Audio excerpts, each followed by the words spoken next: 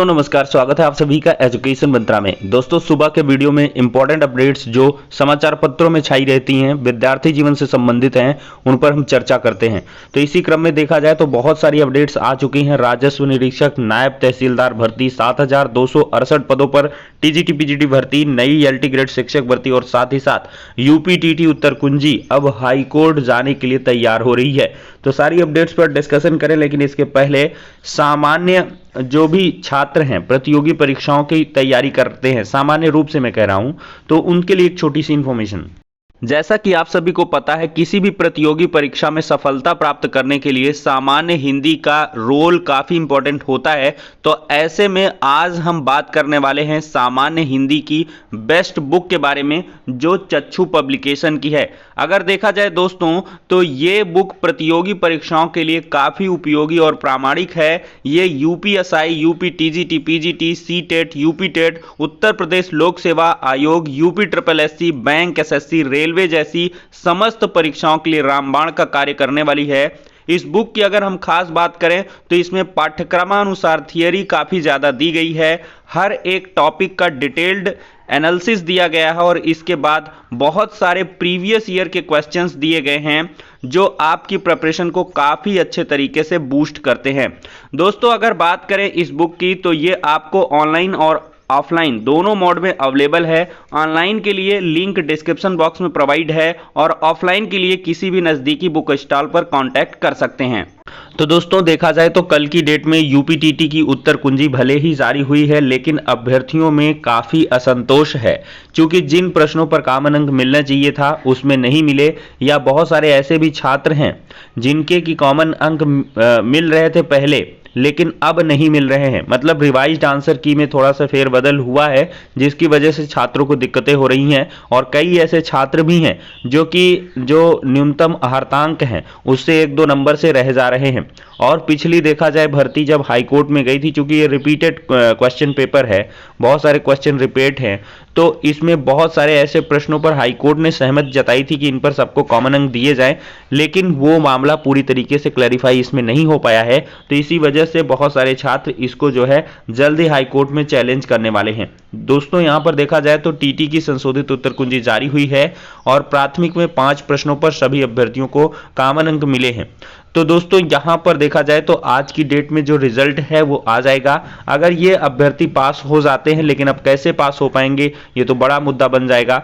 अब देखते हैं यहां पर 1-2 दिन में शायद मंडे तक इसमें एक केस पड़ जाए और उसकी सुनवाई हो, और देखते हैं हाईकोर्ट के दिशा निर्देशन में यहां पर क्या कुछ चीजें निकल के आती हैं। उच्च प्राथमिक में 4 प्रश्नों का उत्तर बदला है, जबकि प्राथमिक स्तर पर 5 प्रश्नों के उत्तरों पर बदलाव किया गया है।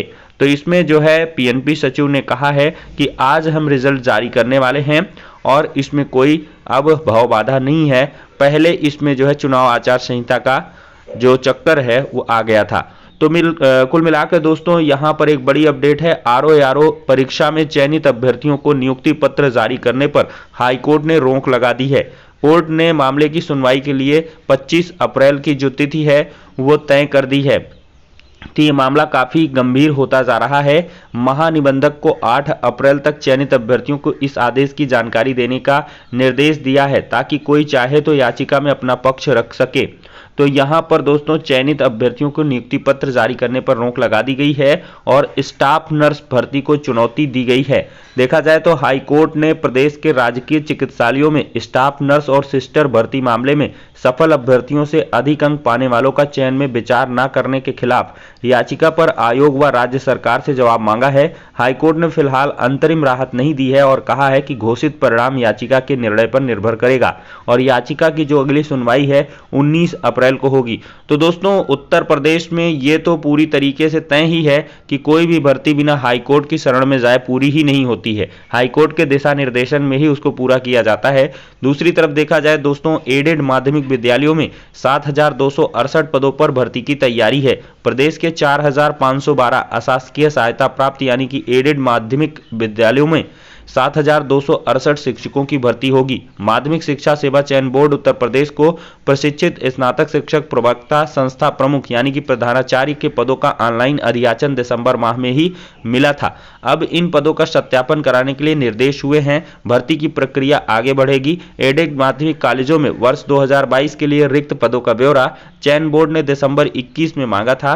3 से 20 दिसंबर तक चयन बोर्ड को जिला विद्यालय निरीक्षकों ने 7,268 रिक्त पदों का अधियाचन भेजा।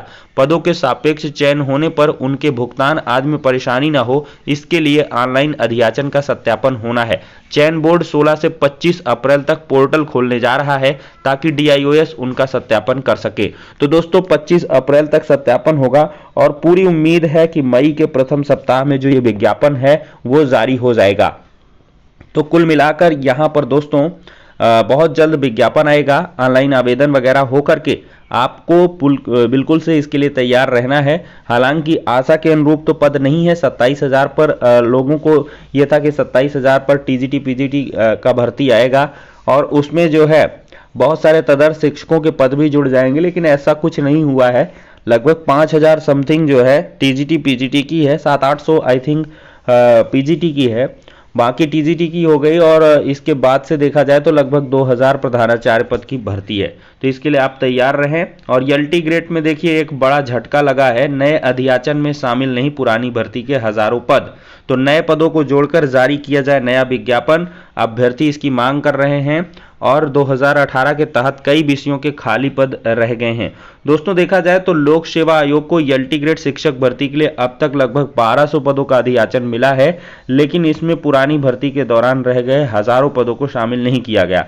प्रतियोगी छात्र मांग कर रहे हैं कि पुराने पदों को जोड़कर नई भर्ती के लिए विज्ञापन शीघ्र जारी किया जाए। यहाँ पर दोस्तों देखा जाए तो LT ग्रेड शिक्षक के 1045 पद थे, जिसमें 84 पद पर चयन हुआ। कई विषयों के यहाँ पर बहुत सारे पद खाली हुए, तो अगर जोड़ गांठ की जाए तो 3 विषयों में ही तकरीबन 3200 पद खाली रह गए थे। वहीं कला में अर्हता पूरी न होने के कारण तकरीबन 250 अभ्यर्थियों का चयन निरस्त किया जा। दोस्तों इसके अलावा कई अन्य विषयों में भी कुछ पद रिक्त रह गए हैं। पिछले दिनों प्रतियोगी छात्रों ने नए विज्ञापन के लिए आयोग में ज्ञापन सौंपा था। तब उन्हें बताया गया कि रिक्त पदों को पुनर्विज्ञापित करने के लिए उन्हें अग्रेणित किया जा चुका है। हालांकि माध्यमिक शिक्षा निदेशालय ने जो अधियाचन भेजा है उसमें वर्ष 2018 की भर्ती के रिक्त पदों को शामिल नहीं किया गया है, तो अग्रेणित किया गया है। तो अब थोड़ा सा झटका लग सकता है और सिर्फ 1200 पदों पर ही अगर भर्ती आती है तो मतलब क्या रह जाएगा। खैर इसके लिए उच्च स्तर पर प्रयास किए जाएंगे, शासन स्तर पर वार्ता की जाएगी छात्रों से कि इन पदों को जोड़ लिया जाए। अब देखते हैं यहाँ पर क्या कुछ होता है, अन्यथा आपको कम पदों पर ही LT ग्रेड शिक्षक भर्ती में संतोष करना पड़ेगा।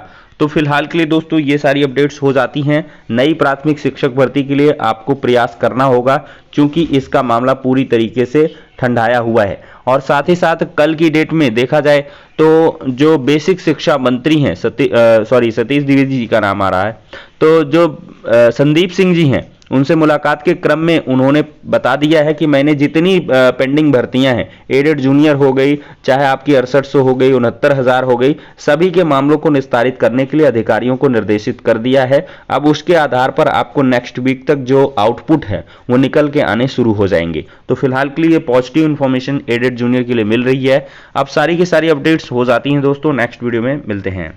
यहाँ पर एक इंपॉर्टेंट अपडेट मिस हो रही थी। राजस्व निरीक्षक व नायब तहसीलदारों की जो भर्ती है लगभग 3502 पदों पर होने के आसार हैं। कई वर्षों से लेखपालों और संग्रह व भूमि अध्यापित अमीनों राजस्व निरीक्षकों के पदोन्नति का इंतजार है।